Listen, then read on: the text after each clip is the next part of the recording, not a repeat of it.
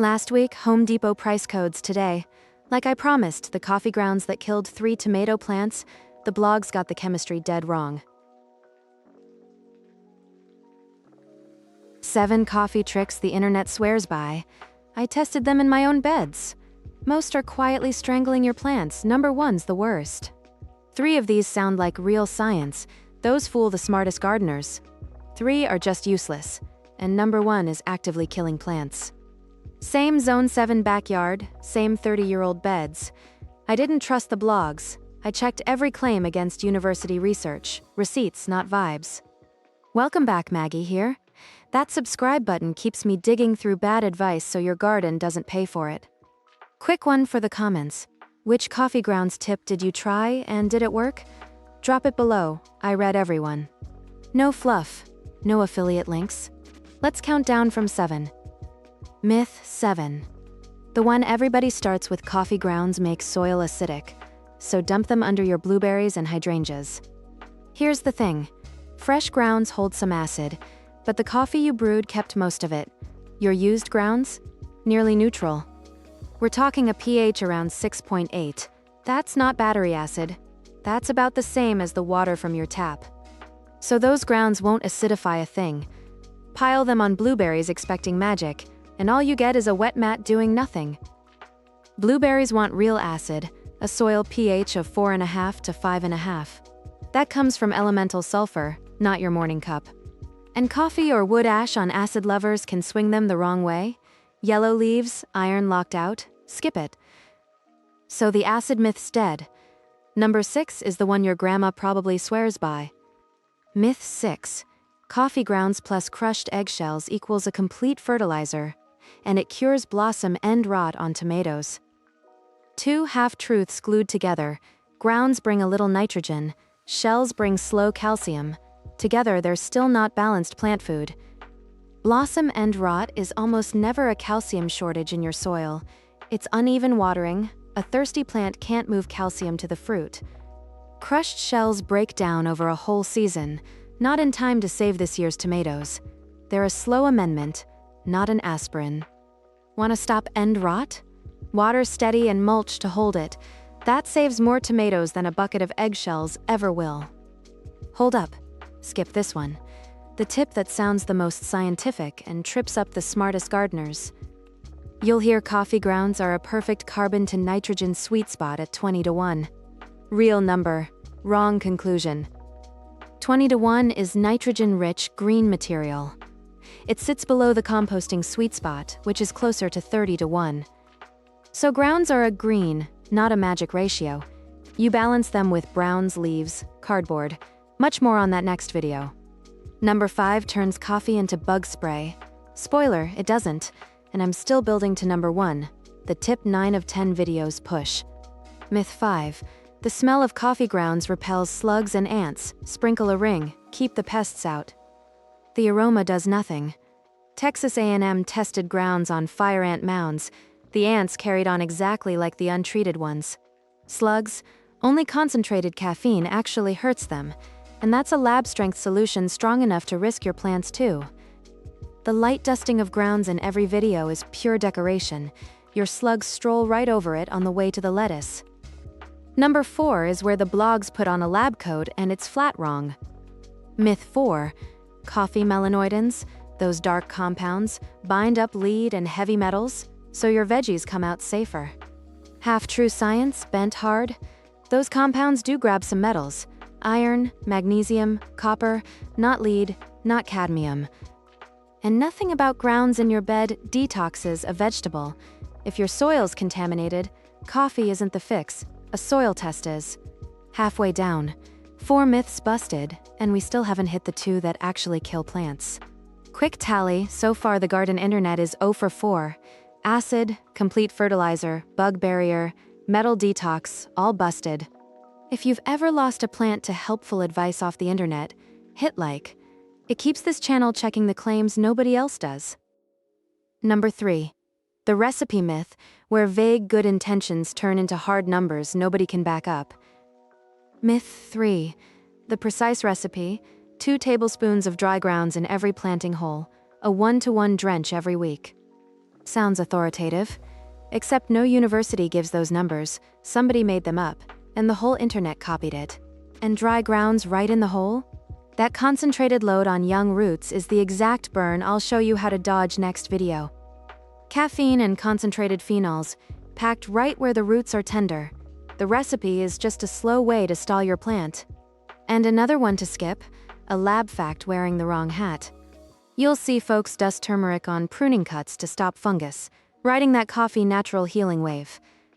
Turmeric kills fungus in a petri dish. Sure, on a real pruning wound, no extension service recommends it. It's a kitchen myth. Healthy plants seal their own cuts. Prune clean, prune dry, and leave the spice rack in the kitchen. Number 2, where the blogs stop bending facts and start inventing them. Then number 1, the one in your kitchen right now. Myth 2, the scary stat package, 37 million tons of coffee waste a year, 40% bigger harvests, thousands of worms in 3 days. Let's check the receipts. That waste number's inflated about 6 times over. The 40% harvest boost? 0 studies. Thousands of worms in 3 days is biology fiction. Worm eggs alone take weeks to hatch. Nothing transforms a dead bed in 72 hours. And the favorite, USDA scientist Waxman 1943, proved coffee feeds soil, and they buried the research. That man was Waxman at Rutgers, not the USDA, and in 1943 he helped discover streptomycin, an antibiotic, nothing to do with coffee. That's the tell. When a tip needs a buried hero and a giant round number to sell it, the science usually isn't there. One more to skip, the promise that hooks everyone instant results. The liquid gold brew, steep grounds 3 days, pour it on, watch your garden explode, and the soil goes self-sustaining by year 3. Extension guidance on steeping is hours, not days, and no soil is ever self-sustaining. You feed it every season, or it fades. Real soil building is slow, boring, and it works. Anyone promising a 3-day miracle is selling the miracle, not the method. Which brings us to number 1, the mistake I made, the one that actually killed 3 tomato plants. Number 1, the killer. The thing 9 out of 10 coffee videos tell you to do. Sprinkle fresh grounds straight onto the bed. I did it last spring. Tipped my morning grounds around 3 tomatoes, every single day, like the videos said. Free fertilizer, right? 2 weeks in, the grounds dried into a dark crust over the soil. Hard, almost waxy. Water hit it and beat it right off. That's the trap. Fine grounds pack into a water-repellent layer, a lid over your bed. The roots underneath go thirsty in the rain. And it gets worse under that lid.